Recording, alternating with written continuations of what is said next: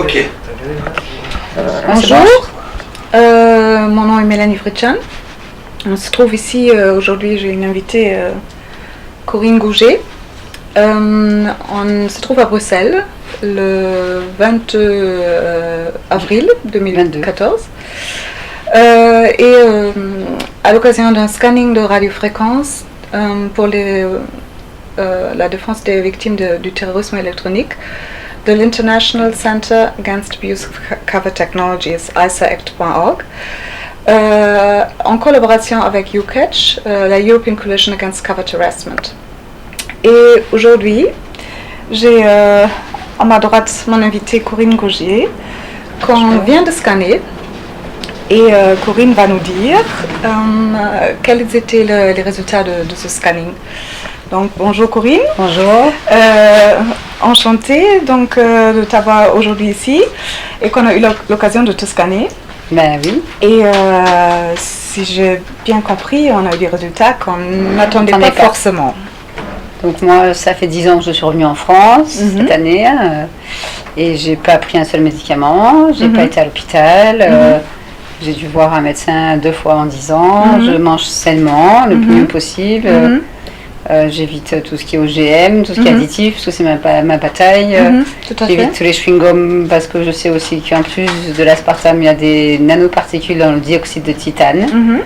Donc voilà, et par un rhume récemment, j'ai pas de problème de santé. Et donc je me suis dit, puisqu'il y a ces tests et que c'est gratuit, je vais essayer de le faire, parce que je connais tes problèmes de santé et d'autres. Et je dis, normalement, on ne trouvera rien sur moi. Donc tu es plutôt venu dans un esprit de curiosité, voilà, en me disant, au moins, je vais servir de cobaye, mais j'ai rien, quoi, parce que j'ai pas de raison d'avoir quelque chose implanté dans mon corps.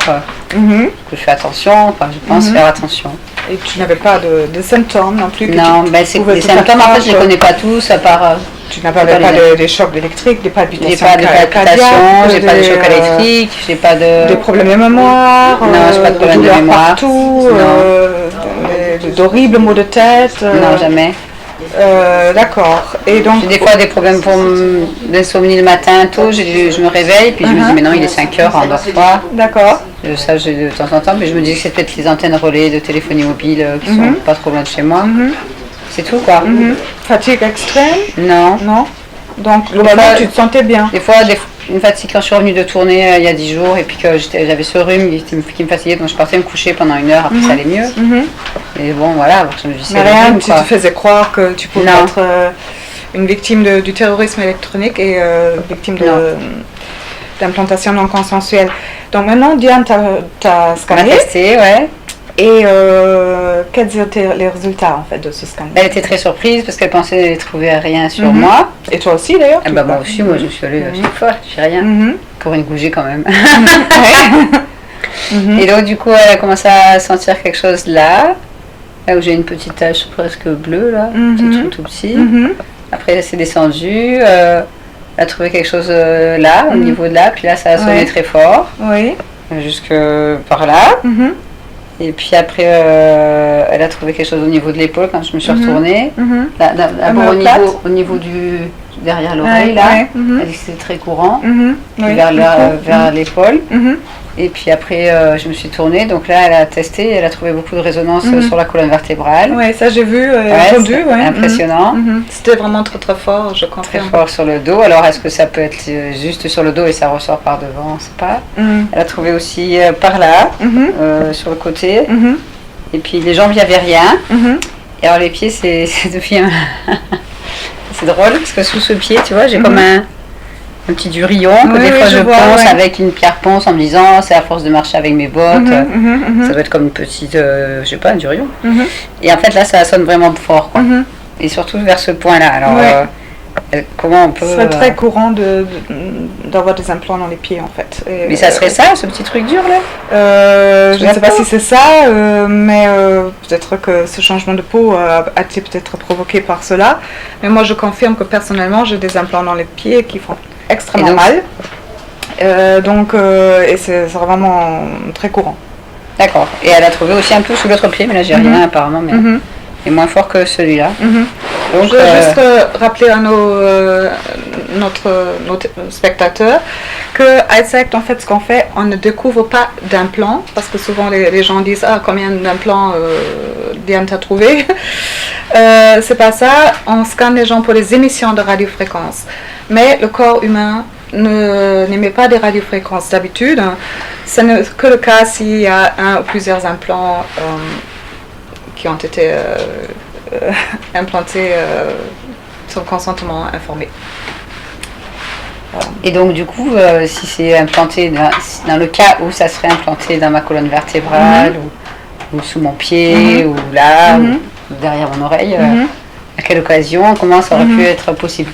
Donc pour l'instant, tu es en train de te demander ça, Parce comment ça se fait que... De temps en temps, lors de mes voyages, je dors à l'hôtel, il y a du wifi, il y a des machins, je peux pas...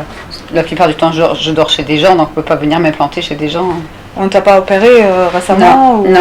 Ni des vaccins Non, j'ai fait 0 vaccin. Quand je voyage, je mange ce que je prends avec moi. Je ne bois pas d'alcool, je ne vais pas boire une bière chez les gens.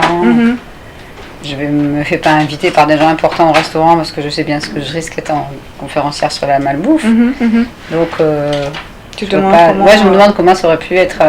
si c'est le cas, mais bon, après, Diane va revoir ses vidéos, dans 1 mois et demi, elle me donnera son avis, et après, tu enverras un rapport et la vidéo de ton scan. Voilà, et après, donc, la question suivante est quels seraient les tests à faire en plus pour confirmer la présence ou non de donc, ces... Pour clarifier ça, là, c'était un scanning préliminaire qu'on a fait avec Corinne, qui a été positive.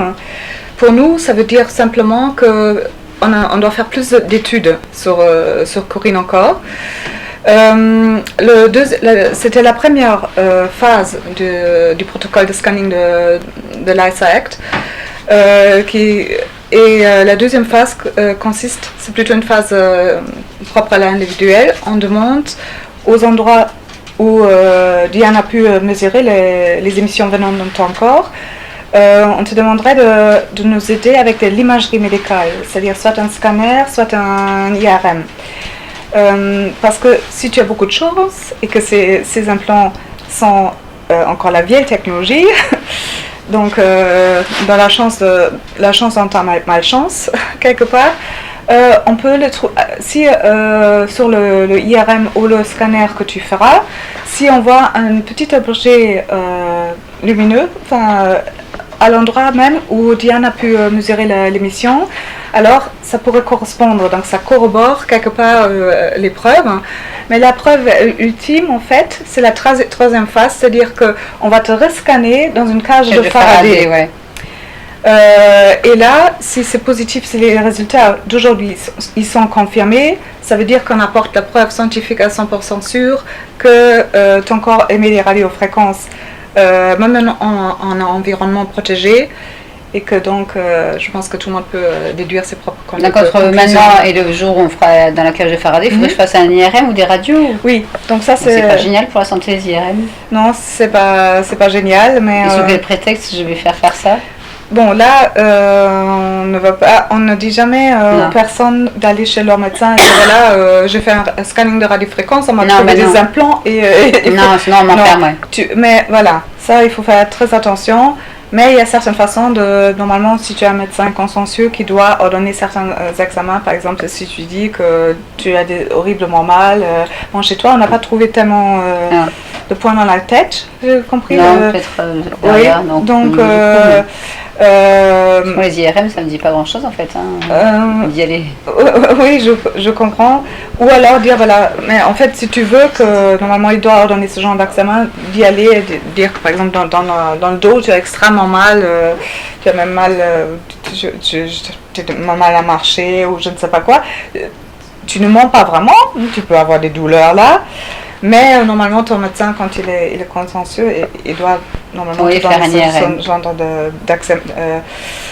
d'examen pour voir si on peut y trouver, si on a beaucoup de chance, un petit objet qu'on ne peut pas identifier. Souvent, les médecins vont dire que c'est une calcification ou ils ne savent pas vraiment l'expliquer.